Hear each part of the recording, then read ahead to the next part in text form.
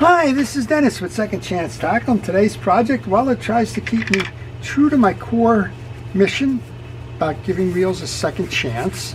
And this reel came in, it was actually dropped off at my shop by George. This is a Penn 450 SS that, well, it doesn't have an anti-reverse. And George tells me he started watching my videos, and one of the things he found out was that there was a broken piece.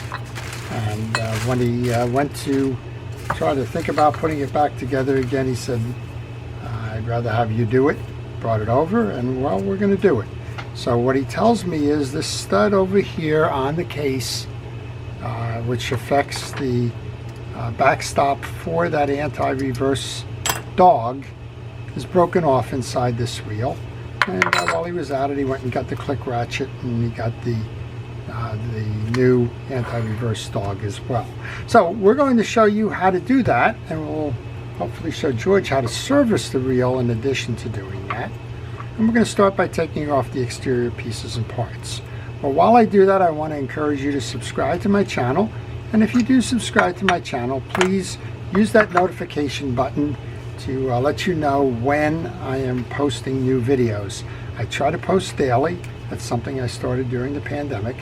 And well, I want to continue to do that, and I cover all kinds of fishing reels. Today we're working on a Penn Spinfisher that's the earlier generations, but tomorrow it might be the latest generation. I just got an 850 Spinfisher 5. I know that the Spinfisher 6s are out there, but I got the biggest, or one of the biggest Spinfisher 5s. It's got broken gears, so I'll be doing that project in the future. So if you want to see projects like that, then that notification button is the best way after you subscribe to find out which ones I'm posting. Of course, it's not just Penn Spinfishers that I work on. I work on old reels, new reels, ocean, freshwater, bassin reels, low profile reels, spinning reels, well, whatever comes into the shop, you're kind of looking over my shoulder at what I'm doing. And well, you learn to do it yourself, and you learn to give your reels second chances. So that's what we're about. That's what we're trying to do here. And one of the things that's interesting about this one is, well, in order to replace that dog, you have to replace the case. And in order to replace the case, you have to take everything apart. So you're going to see here how the whole reel comes apart, how it's serviced, and how it goes back together again. We took the 3 side plate screws off. We can leave that button on that side plate. And I understand from George that he did clean the reel, so probably shouldn't be too much of that going on here. We're going to take the 2 screws off now that hold on the axle shaft. When I take these off, I do 2 things. One, I take pictures. Now I'm pretty familiar with this reel, but this video that I'm doing is going to serve as pictures. They're reference points along the way, just in case you get sidetracked or maybe miss a step somewhere along the line in the reassembly, and you don't quite remember where the piece came or what order it came in or out of. Those pictures are invaluable, and I get enough reels here from folks that say, I wish I would have listened to you and taken the pictures. Now can I send you the reel that is in pieces and parts? And of course I try to help them out and do that. These are beautiful gears inside the reel, and all of the pieces and parts that I take off, well, they go into a parts tray. This time around I'm using a fast food container, but I kind of use all sorts of things, whatever is available when I need to replace one. The only thing I don't like about that fast food container is, it's black, and a lot of the pieces and parts I take off are dark, and sometimes they go missing for a moment until I shake it to make sure that it's good. Well, I believe these gears are all brass and steel, stainless. Hard to see which this one is, but we'll take that off, put that in here. And now we want to come up and we want to remove that rotor next. And that rotor, for the most part, these are US threaded dimensions on the nuts and screws on the older made in the USA models. when they started sending them over to China, everything of course changed over. But here's the first thing that we're looking at, that click ratchet that he's replaced, or wants me to replace. And since we're just working on the replacement of the case, we don't need to do anything with the rotor. Here's that piece that chipped off. If you'll notice on the new one, there's that stud there. And he tried a couple of different things and none of them worked. Crazy glue is an example of one of them, I think. So we've got this replaced. A little bit concerned here. I'm hopeful that this is the case. Yeah, it'll have the screw in it. I'm hopeful that this anti-reverse dog is the right one, because there's two sets of anti-reverse dogs for these. There's the finger dog, and then there's the one that is held on by a C-clip, not a screw. I'm just hopeful that this one is the correct one for this reel. Nope, the screw fits. We'll see. All right, so we've taken off some of the pieces. Next thing I like to do is take this anti-reverse override off. In order to do that, we're going to take the screw out of the bottom. I think what we'll do is we'll just set those pieces off to the side there. They could go in the basket. You're going to remove your lever and your screw. And now what I like about this fast food, it's a two-part container, and the beauty of that is that it has multiple corners, and I can kind of stick these in each of the corners. All right, I want to just remove this spring here. I'll hold it tight. I don't want that to fly. Then we can pull this whole assembly up, and you can see there's a lot of junk and the like on there. And you can see that the spring almost got away. All right, so let's grab a paper towel here, wipe this down. And one of the things you can't forget when you're doing this is there's a little plastic washer that goes right here. And that kind of takes the slack out of that override. Well, we don't need to waste any time in terms of putting pieces back in and on. So we're going to take this and put it right back in. I'll put that on one side. We're going to get that little grommet or ferrule or whatever they want to call that. I'm going to bring that in, and then I want to take that spring. And some of you may have been paying attention when it came out, and some of you may not. So let's show you how this is going to work. There's a hole right here under the arm. That's where your spring sets on the one side. Line your hole up, and then target the long arm for that little gap there. Well, you got to do two things, of course. I'm not good at doing two things at once, but the first one is that you need to get it set in the collar here, and the next one is you need to kind of target that arm without knocking it off.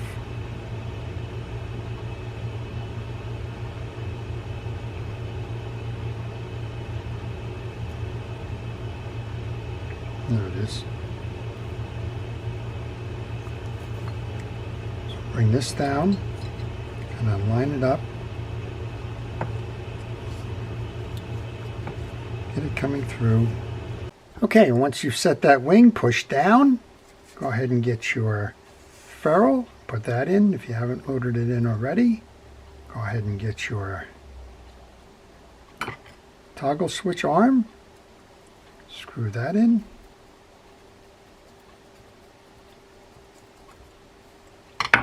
And then you should have an operational anti-reverse switch override. Seems like that screw needs another little turn there. There we go. All right, so now you're seeing how it'll push and pull on that. Well, we can continue with the transference then. Once we get that out of the way, I'm going to just bring that up and out. We have our pinion gear, spacer, tie down, and there's a bearing underneath, and we also have this trip lever collar on the outside here. Let's go ahead and take that triple lever collar off. Remember what's up and down on that? Quick transfer over. That belongs here. So it's interesting, sometimes a part will break and you can just open it up and just kind of pull it in and pull it out, and sometimes you got to kind of take the whole thing apart in order to replace that part. This happens to be one of those instances there where everything on this body's got to come off and be transferred over. Just kind of, you can see why George kind of said, you know, I thought maybe there was a way, but short of taking it all apart. All right, well, collar comes off, spacer and bearing come off. And this is just part of the service. And we're going to just wipe down that old pinion gear. I'm going to grab a brush and clean that off the teeth.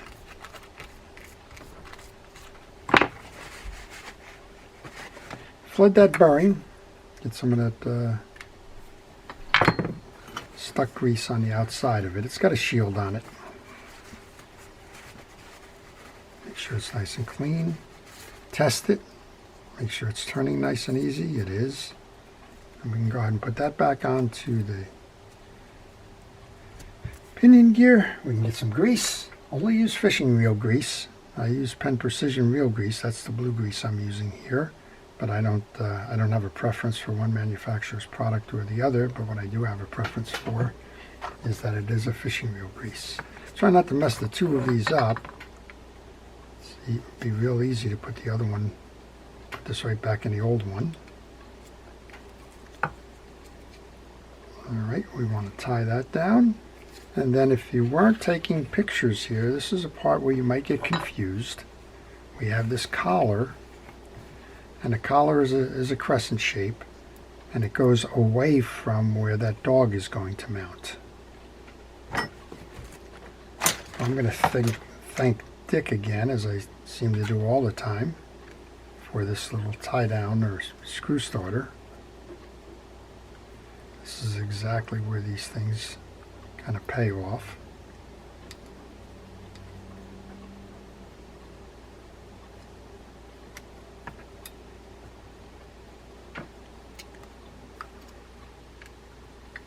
In these new cases, I guess this is the first time that the screws have been set inside that, so they're a little tight. It's probably the paint that's in the threads.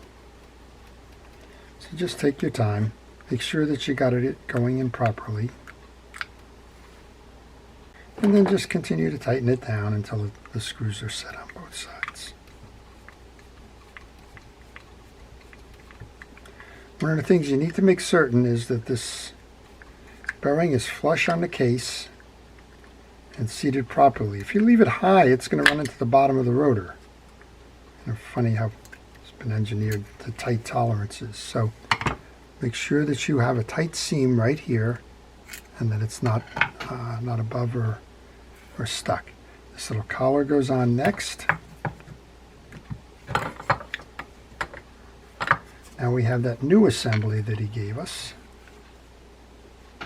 So when you want to match your AR dog, you have a fingered dog and you have an inset where that dog is going to sit when it's working properly, which is that inset. So what we want to do is we want to find the square side of this pinion gear, and then we want to line it up with the hole where this dog is going to take the screw.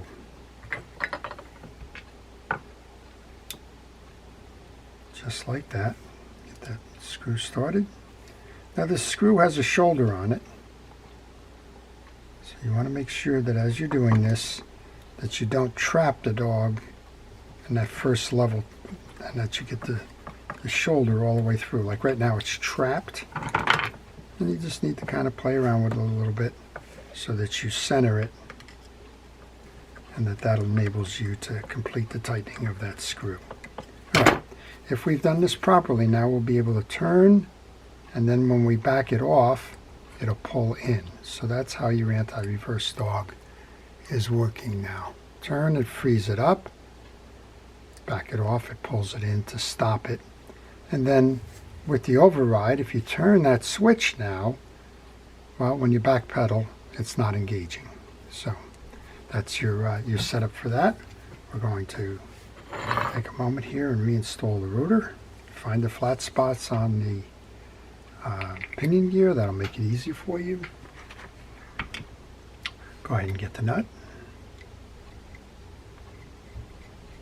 So even though it's if you will, a small fix that takes an awful long time, there's no sense to just fix it. You might as well service the whole reel while you're at it. Now this is a brand new body, but you'll notice in this case we had a lot of grease in here, and well, it was worth the effort to come in here and clean up the greases and that, rather than just kind of servicing the one piece. This is your crosswind gear. That goes on next. You want to make sure that you get grease on all sides and pieces and parts to this one, because everything kind of spins on this one. It's pretty much a central piece of that working. We've got the main gear. Let's go ahead and clean that off. There's still some old grease on here, so take your time to clean it. And one of the things that we still need to transfer on this, before we can do anything with that main gear, we have the other side of this, the bearing side plate. And the bearing, well, they got to come off and go over to the other case. I'll take that door off, and we should be able to push this bearing through.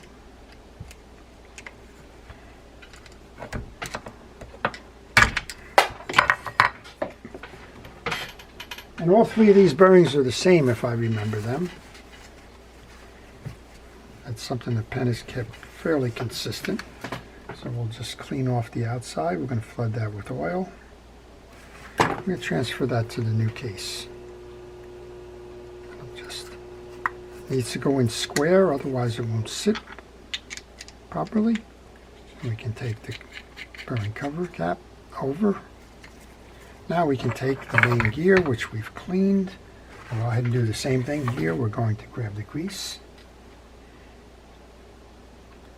Make sure that we get a good amount of grease on the teeth. You need to inspect the teeth. You need to make sure that they're uniform and that they're not chipped, cracked, broken, or damaged.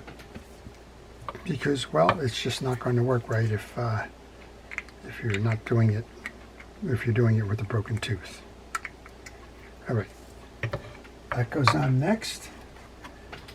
Kind of coming to the end of this. We're going to grab a towel here.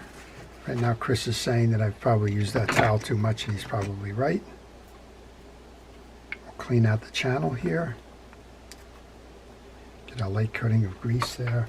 The important part with this one now is that channel where that stud is going to ride. Now we can bring this under and in. And make sure that you are on that stud. Doesn't do anybody any good, and you won't be able to install this properly if you're not on the stud. It'll hang up. Very light coating of grease on the axle shaft after you've cleaned it.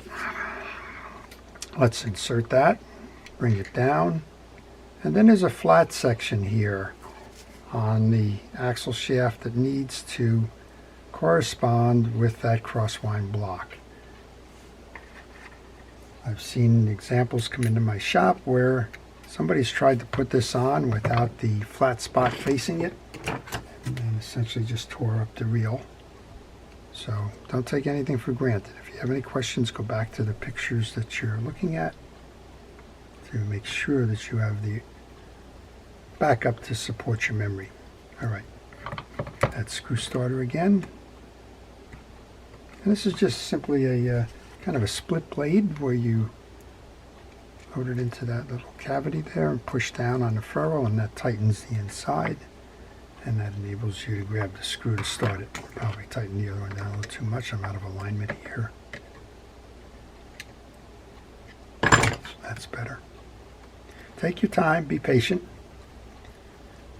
Nothing worse than rushing something and having an issue later because, well, you jam something up or what have you. All right, there's one more bearing inside here. This one comes with a felt insert here that you should oil to keep that fresh in the bearing. Do the same thing that we did on the other side. Clean it up, get that cap back on. Now we can load the piece back onto the reel.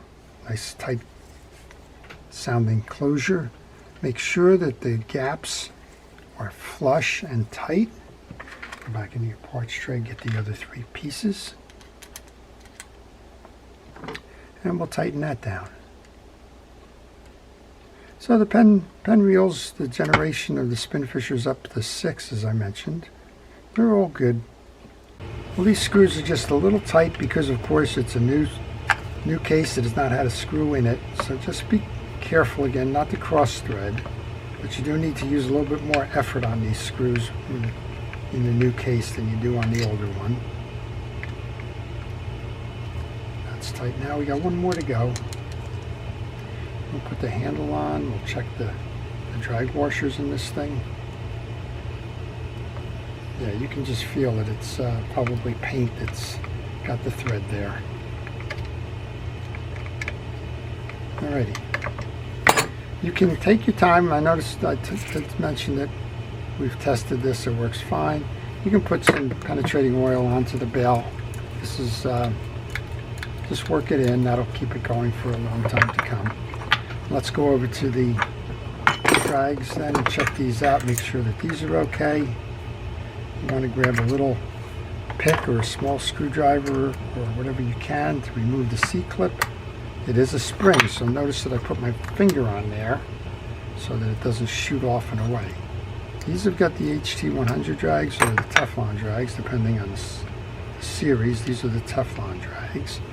Teflon drags do not require any kind of oil or the like. You just want to make sure everything is clean. On top loading spinning reels like this one, the top drags, they take all of the dirt that comes off of your line. Your line is coming and rubbing around the outside of the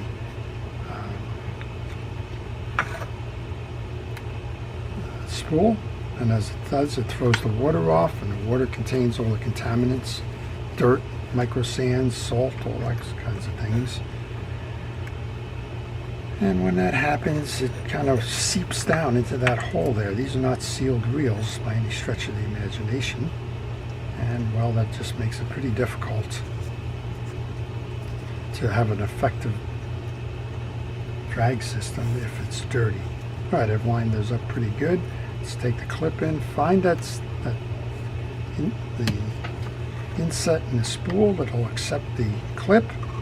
Make sure you press it down all the way. It's only retaining clip. That's its only function. It'll keep the drag stacked like that so that if you turn it over, they won't fall out.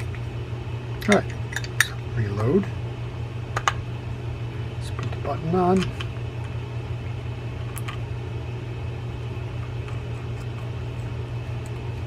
Tighten that down, make sure that the drag is holding.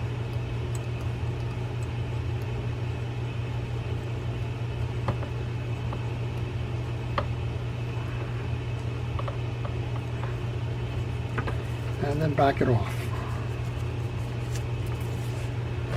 Want to take our handle now, put that on.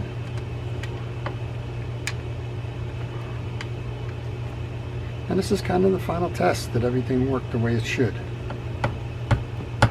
Okay, give it a spin. It's operating beautifully. Is it backstopping? It certainly is. Does the override work? Yep, override works. Back to the other side. Make sure our bail is clipping, and that's it.